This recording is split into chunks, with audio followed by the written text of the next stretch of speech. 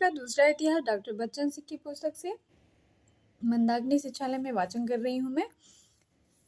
परख और सुनीता की विषय वस्तु को अभी पिछले वीडियो में वाचन की हूँ।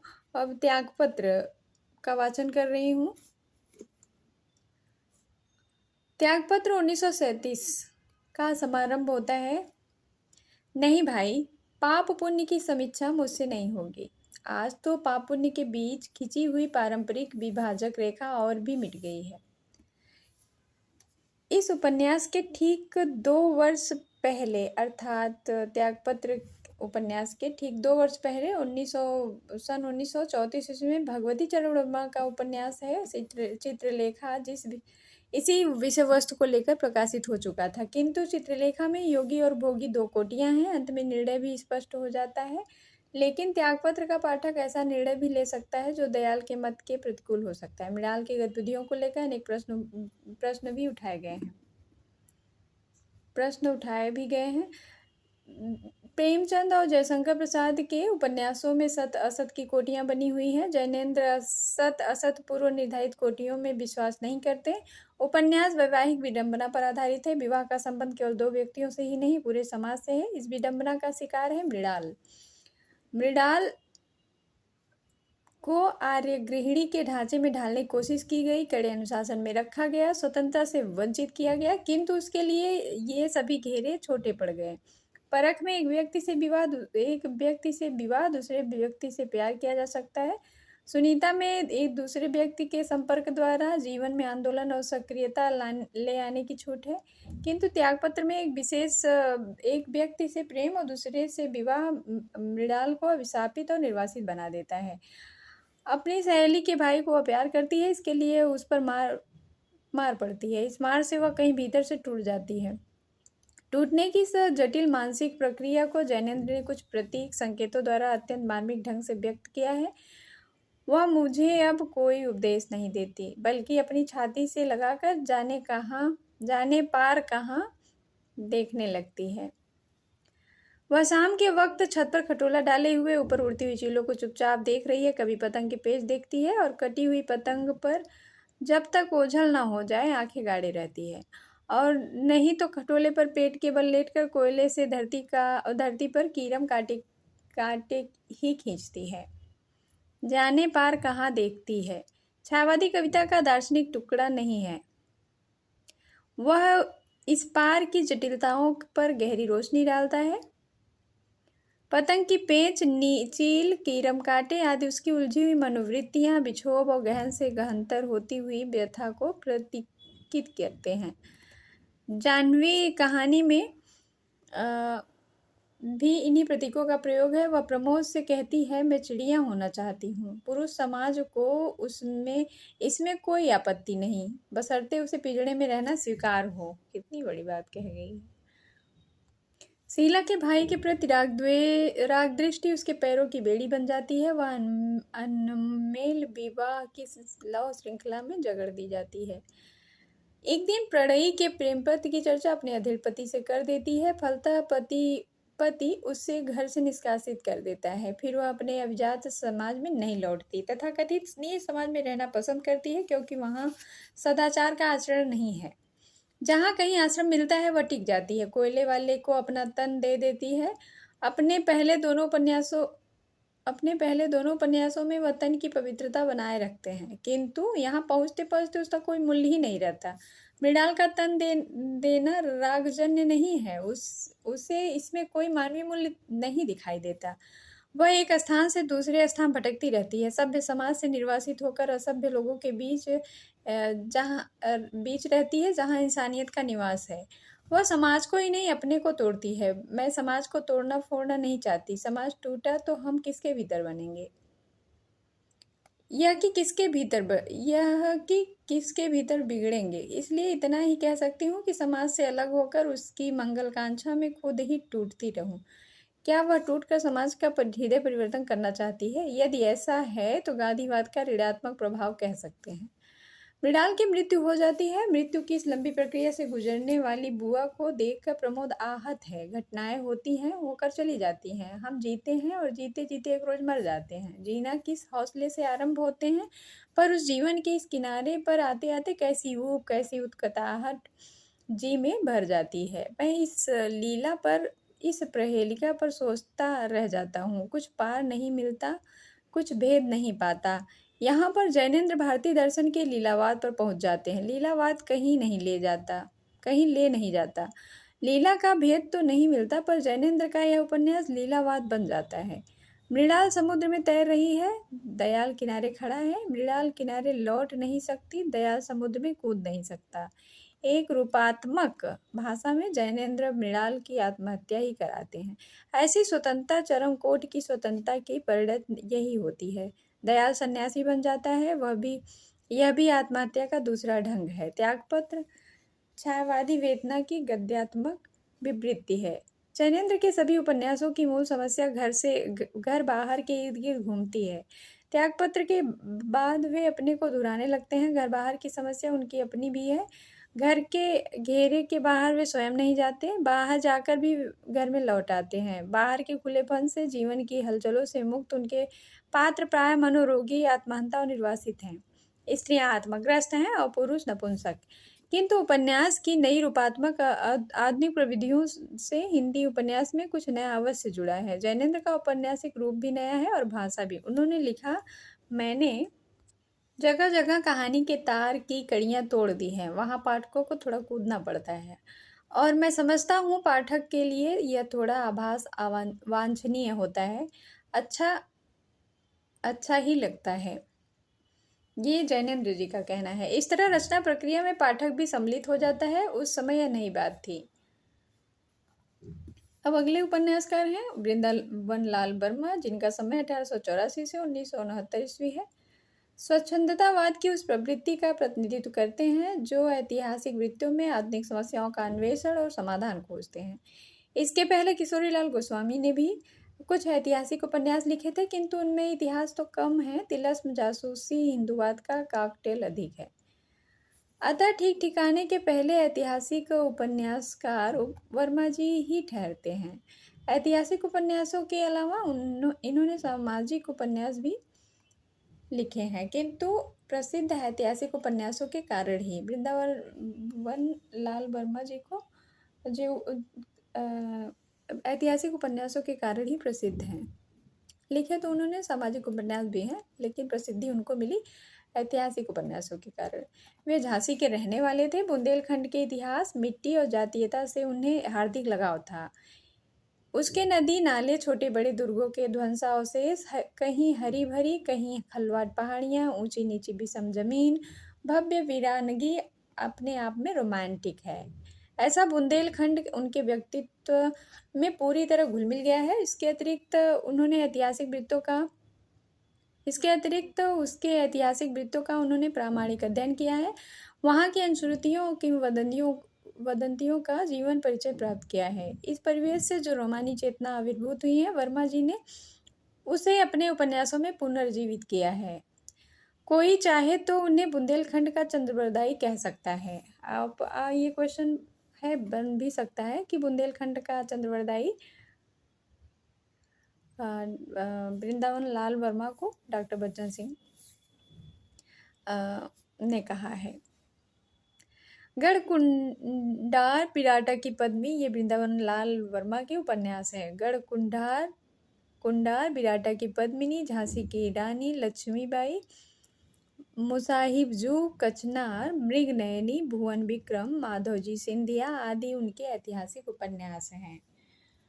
गढ़कुंडा 1927 ईस्वी में हिंदी का पहला ऐतिहासिक उपन्यास कहा जा सकता है। ये सब इम्पोर्टेंट है। इसमें तत्कालीन सामंती जीवन की विकृतियों, युद्धों की लक्ष्यहीनता, मिथ्या जातीय दर्प, राष्ट्रीयता का अभाव का चित्रण हुआ है। बिराटा की पद्मिनी अत्यंत रोचक ऐतिहासिक रोमांस है। इसमें सामंती कुचक्रों और दांवपेच के बीच प्रेम की बलिदान का गाथा का अत्यंत मर्मस्पर्शी चित्रण हुआ है। इसमें सामंती जीवन के दो मुख्य प्रवृत्तियां, युद्ध और प्रेम का भव्य चित्रण हुआ है। तो इस मुझे लगता है इस बुक में जो भी चाहे वो रचनाएँ हों, चाहे रचनाकार हों या उनके कथन हों, सब लगभग इम्पोर्टेंट हैं सब। झांसी की रानी लक्ष्मीबाई में आंचलिक इतिहास को पूरे देश और अंग्रेजी राज्य विरोधी अभियान से जोड़ दिया गया है। इसके पहले झांसी की रानी को झांसी के संकीर्ण घेरे में रखकर देखा जाता रहा है।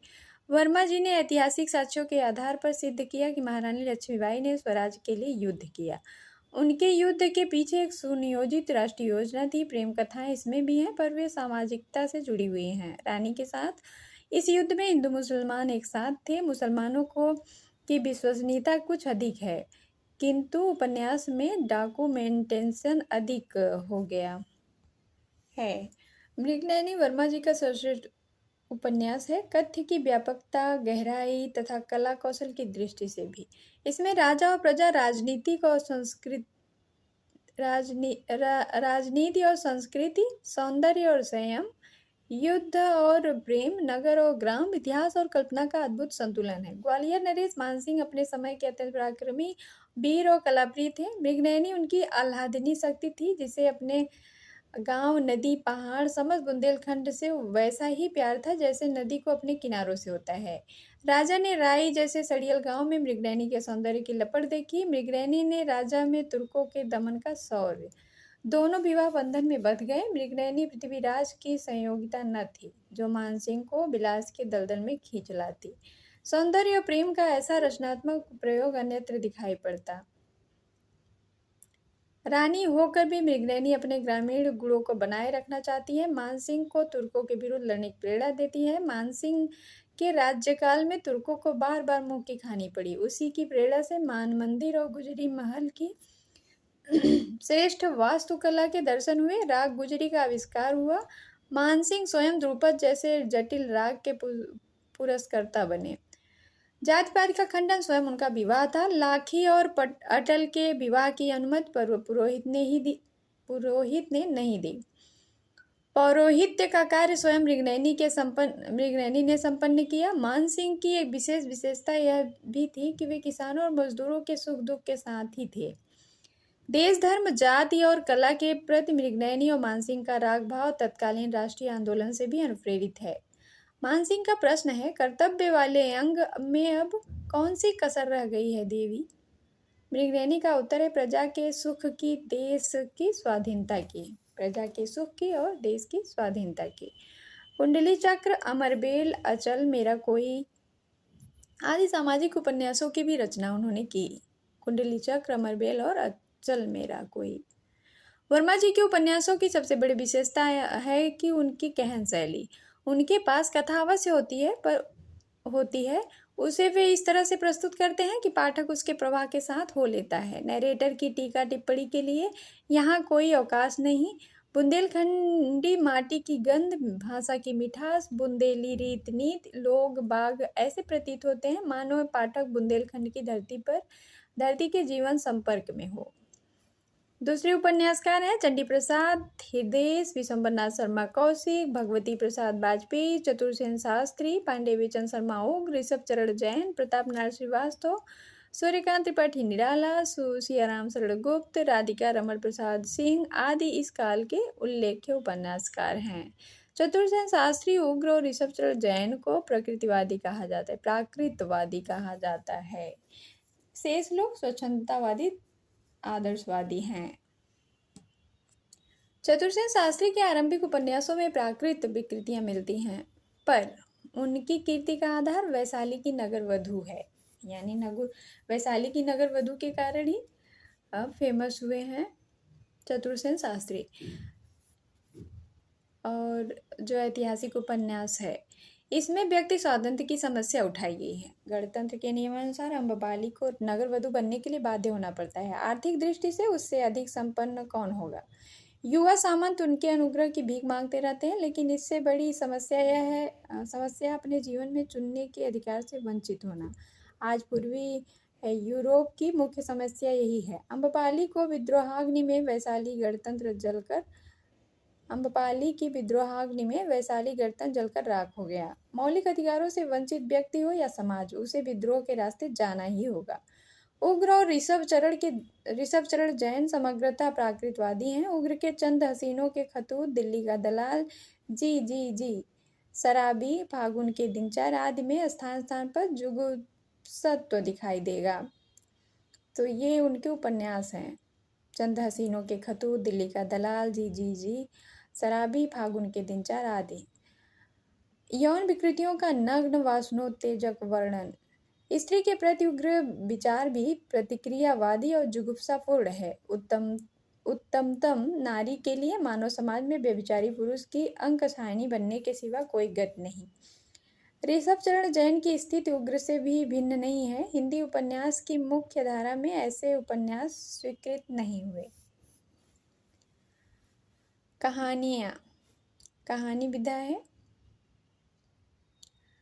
इस युग में कहानियों को भी जीवन की नई समस्याओं से जोड़ने का प्रयास पहले प्रेमचंद ने ही किया। स्वतंत्रतावाद युग में कहानी, कौन सी कहानी लिखी गई, किसने लिखी है और उसकी कहानी मतलब कि किस विषय पर लिखी गई है। इस युग में कहानियों को भी जीवन की नई समस्याओं को जोड़ने का प्रयास पहले प्रेमचंद ने ही किया। उनके उपन्यासों और कहानियों के विकास में समानांतरता मिलती है। दोनों ही विधाओं में वे आदर्श से यथार्थ की ओर अग्रसर हुए हैं। इसे उनकी पहली कहानी पंच परमेश्वर 1916 ईस्वी में, आखिरी कहानी कफन 1936 ईस्वी तक की विकास यात्रा में देखा जा सकता है। तो पंच परमेश्वर 1916 में लिखी गई प्रेमचंद की कहानी और अंतिम उनकी कहानी है कफन।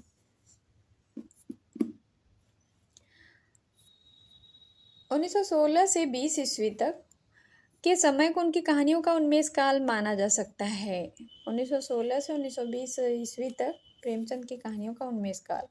पंच परमेश्वर, नमक का दरोगा, बड़े घर की बेटी, रानी सारंधरा, ये सब कहानियाँ इम्पोर्टेंट है, कालावध में लिखी गई हैं। जैसा उनके उपन्यासों के प्रसंग में कहा गया है, उन्होंने बहुत समय तक पुराने आदर्शों को पुनः प्रतिष्ठित करने की चेष्टा की। पंच परमेश्वर में ग्राम पंचायत के अपने आदर्श को ही उभारा गया है।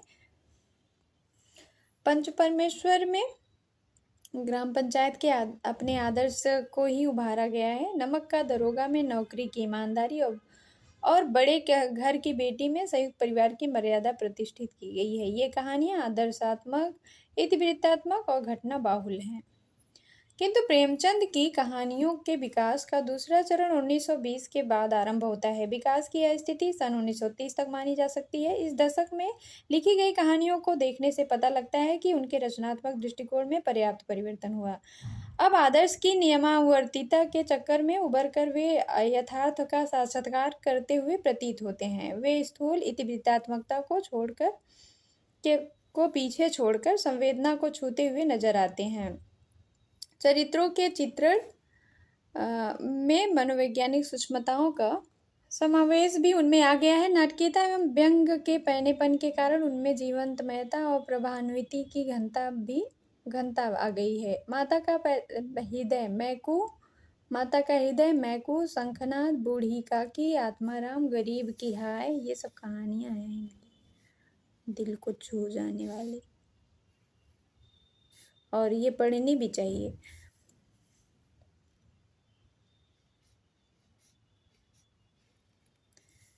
माता का हृदय मैकू, शंखनाद, बुढ़िका की, आत्माराम, गरीब की हाय, दुर्गा का मंदिर, वज्रपात, सेवा मार्ग, आभूषण, शतरंज के खिलाड़ी आदि कहानियाँ इसी समय लिखी गई। उनकी कहानियों के विकास के तीसरे चरण में 1930 से 36 नशा, मिस पद्मा, पूस की रात, कफन आदि कहानियाँ आती हैं। इन कहानियों में वे सामान्यतः यथार्थवादी हो गए हैं। संवेदना की पकड़ और गहरी हो गई है। मनोवैज्ञानिकता सूक्ष्मतर हो उठी है। इस कालावधि के आखिर में आदर्श से उनका पूर्ण मोहभंग हो चुका है। पूस की रात में किसान जीवन से चिपके रहने का स्वप्न टूट जाता है। कहानी का नायक गोदान के गोबर की भांति मजदूरी की ओर बढ़ता है। कफन तो अत्याधुनिक कहानी है। इसमें तो सभी पुराने संस्कार, धार्मिक रूढ़ियां, संवेदना का बना बनाया ढांचा टूटकर चकनाचूर हो जाता है। जिस मूल्यहीनता, अलगाव, आधुनिकता की आज चर्चा की जाती है, क्या वह कफन में नहीं है? गैसेट ने कला की जिस अमानवीयता डीह्यूमनाइजेशन का उल्लेख किया है वह यहाँ पर भी है। पूंजीवादी व्यवस्था में गरीब तबके के मजदूर अपने उत्पादन तथा उत्पादन के साधनों से अलग होकर अपने संबंधों और समाज से अलग हो जाते हैं। इसके फलस्वरूप उनके मानवीय संवेदनाएं समाप्त हो जाती हैं। घीसू और माधव ऐसे ही संवेदनशील पात्र हैं। जो लोग कफन में अस्वाभाविकता देखते हैं वे यथार्थ का अर्थ नहीं समझ पाते।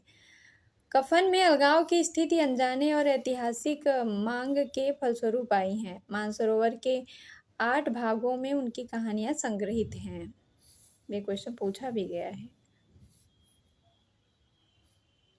मानसरोवर को उनकी कौन सी रचना है जो 8 भागों में विशंबरनाथ शर्मा कौशिक, विशंबरनाथ जिज्जा, सुदर्शन, ज्वाला दत्त शर्मा आदि प्रारंभिक लेखक प्रेमचंद के ढंग पर आदर्शोन्मुखी यथार्थवादी कहानियां लिख रहे थे। उनकी कहानियां घटना प्रधान और वृत्तात्मक हैं। भाषा के स्तर पर भी उनमें सपाट और साफगोई है। चित्रशाला, मणिमाला, कल्लोल कौशिक की कहानी संग्रह हैं।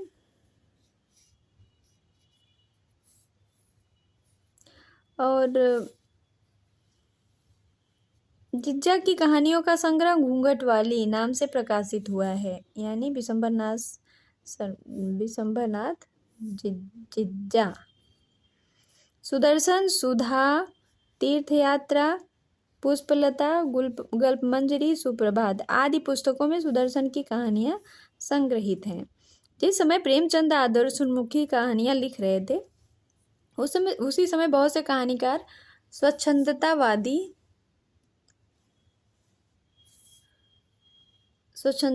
या रोमांटिक कहानियों का सृजन कर रहे थे। प्रसाद, जैनेन्द्र, उग्र, निराला, सियाराम, शरणगुप्त, हृदय तो मुख्य रोमांटिक कहानीकार हैं ही।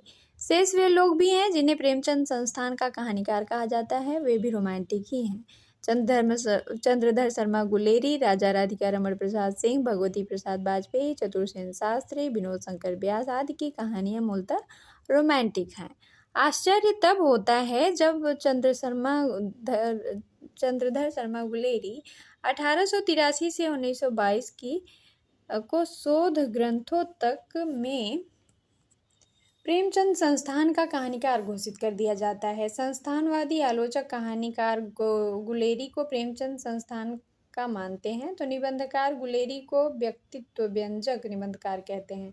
इतिहास दृष्टि का अभाव इस प्रकार अंतर्विरोध पैदा करता है। गुलेरी जी जो निबंधों में थे वही कहानी में भी थे, यानी रोमांटिक कहानीकार थे। उनकी प्रसिद्ध कहानी उसने कहा था का परिवेश, स्थानीय रंग, चारित्रिक आदर्श, प्रेम के लिए कुछ उत्सर्ग कर देने का उत्साह आदि स्वच्छंदतावाद के मेल में है। गुलेरी जी की अमर कहानियां में उनकी 3 कहानियां संग्रहित हैं। उन्होंने कुल 3 ही कहानियां लिखी, पर उनकी कीर्ति का आधार उसने कहा था ही है।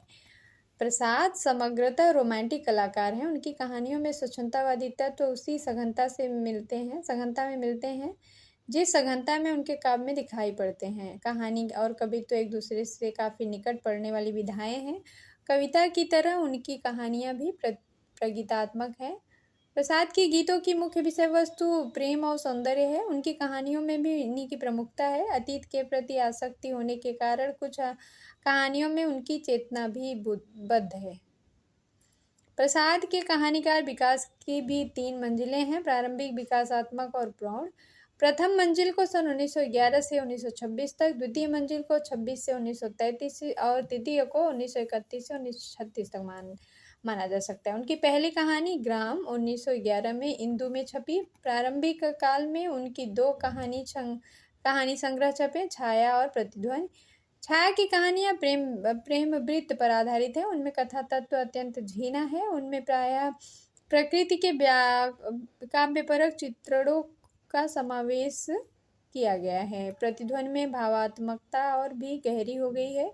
भाव विकृति के साथ कुछ अतीतोन्मुखता और छायावादी रहस्योन्मुखता भी है। छायावाद युग का भी द्योतक हो सकता है। सन 1926 ईस्वी में 1933 के बीच उनके 2 कहानी संग्रह प्रकाशित हुए, आकाशदीप और आंधी। आकाशदीप में संग्रहित अधिकांश कहानियां मानसिक अंतर्द्वंद की कहानियां हैं। विकास की इस मंजिल पर कहानियों को कथानक मिल गया है। इसमें नाटकीयता का भी समावेश हो गया है। संवेदना की दृष्टि से इनमें अजीब करुण अवसाद की अभिव्यक्ति हुई है। आकाशदीप कहानी में प्रेम और घृणा की गहन आवेगमयता की गहरी टकराहट है। बिसाती और सुमंद संतरण में कहानी के रूप में लिखे गए प्रगीत की पूर्णता है। आंधी में प्रसाद यथार्थवादी समस्याओं से टकराते हैं, इसी कारण ये कहानियां विफल भी हुई हैं। इंद्रजाल 1936 में उनकी तृतीय मंजिल की कहानियां सम्मिलित की गई हैं। आधी का गुर्दो गुबार प्रसाद को प्रिय नहीं है, इसलिए वे इंद्रजाल की ओर लौट आते हैं। इन कहानियों के फलक पर व्यक्ति मन की रहस्यमयी उलझनों को अधिक संयमित ढंग से आंकने का प्रयास किया गया है, इसलिए इनमें भावों का बहाव उतना नहीं है जितना उनका विश्लेषण। सालवती कहानी और गुंडा कहानी इस संग्रह की श्रेष्ठ कहानियां हैं। प्रसाद की कहानियां अपने ढंग की अद्वितीय हैं, इसलिए उनके ढंग पर लिखी गई कहानियां समादृत नहीं हो सकी। प्रेमचंद की कहानियों में जीवन की जो विविधताएं दिखाई देती हैं, वे प्रसाद की कहानियों में नहीं मिलेंगी, पर मनोजगत की गहराइयों में उनकी अद्भुत पैठ है। वह मनोजगत यथार्थ से दूर, कल्पना के निकट है, रम्य है, विस्मय विस्मयावह है, रसात्मक है, रहस्यात्मक है। प्रेमचंद की बहुत सारी कहानियों में घटनाओं का अतिरेक है, तो प्रसाद में भावों को वहन करने के लिए उन्होंने काव्यमयी भाषा का प्रयोग किया है। अमूर्त भावों का अमूर्तन बिंबों प्रतीकों के साथ साथ लगता है जगह जगह छायावादी काव्य की पंक्तियां रख दी गई हैं। कहानियों में जहाँ कहीं रूप चित्रण आया है, वह अतिशय काव्यमय हो उठा है। वातावरण निर्माण की कला में भी बेजोड़ है। अब उसके बाद है निबंध। पुनर्जागरण युग में निबंध लेखन का सूत्रपात हुआ। पूर्व स्वच्छंदवादी युग में वह किंचित वैचारिक हो चला। बालकृष्ण भट्ट, महावीर प्रसाद द्विवेदी, श्याम सुंदर दास, निबंध परंपरा रामचंद्र शुक्ल ने अपनी पराकाष्ठा पर जा पहुंची। वस्तुतः शुक्ल जी इस काल के सर्वश्रेष्ठ निबंधकार हैं। इनके निबंधों की दो श्रेणियां बांटा जा सकता है। इनके निबंधों को 2 श्रेणियों में बांटा जा सकता है: मनोविकार संबंधी निबंधों की श्रेणी और आलोचनात्मक निबंधों की श्रेणी। शुद्ध निबंध विधा के रूप में पहली कोटि के निबंधों की गणना होगी। इस तरह के निबंध चिंतामणि भाग 1 में संग्रहित हैं और चिंतामणि भाग 2 में आलोचनात्मक निबंध संकलित हैं। जो निबंध उन दोनों में संग्रहित नहीं किए गए थे, उन्हें अब चिंतामणि भाग 3 में संग्रहित कर दिया गया है। मनोविकार संबंधी निबंधों को लेकर कुछ लोग यह कहते हुए पाए गए कि साहित्यिक निबंध नहीं है, पर इन निबंधों में केवल शुक्ल जी के विचार ही नहीं अभिव्यक्त हुए, बल्कि उनका अपना व्यक्तित्व भी प्रकाशित हुआ है। पुस्तक के निवेदन में उन्होंने लिखा है कि इस पुस्तक में मेरी अंतर यात्रा में पढ़ने वाले कुछ प्रदेश हैं। यात्रा के लिए निकलती रही है बुद्धि, पर हृदय को भी साथ लेकर अपना रास्ता निकालती रही है। बुद्धि जहाँ कहीं मार्मिक या भावाकर्षक स्थलों पर पहुंची है, वहाँ हृदय थोड़ा बहुत रमता अपनी प्रवृत्ति के अनुसार कुछ कहता गया है। जाहिर है निबंधों में बहुत बुद्धि के साथ हृदय का भी यथोचित योग है। मनोविकार संबंधी निबंध है भावा या मनोविकार, उत्साह, श्रद्धा, भक्ति, करुणा, लज्जा और ग्लानि, लोभ और प्रीति, घृणा और ईर्ष्या, भय और क्रोध। ये सब निबंध बहुत महत्वपूर्ण हैं। शुक्ल जी के पहले बालकृष्ण भट्ट, प्रताप नारायण मिश्र, माधव प्रसाद मिश्र इस दिशा में पहल कर चुके थे। इस संदर्भ में भट्ट जी के आत्मनिर्भरता, मिश्र जी के मनोयोग, माधव प्रसाद की निबंध है धृति और क्षमा निबंध उल्लेख्य हैं। आज के वीडियो में बस इतना ही। नेक्स्ट वीडियो में हम लेके उपस्थित होंगे स्वच्छंदवाद युग की समालोचना, और कुछ निबंध भी बचे हुए हैं। तो आज के लिए बस इतना ही। धन्यवाद। अपना ख्याल रखें और स्वस्थ रहें, और आसपास घर परिवार में समानता स्वतंत्रता बनाए रखें, और प्रेम व्यवहार एकदम मेंटेन रखें।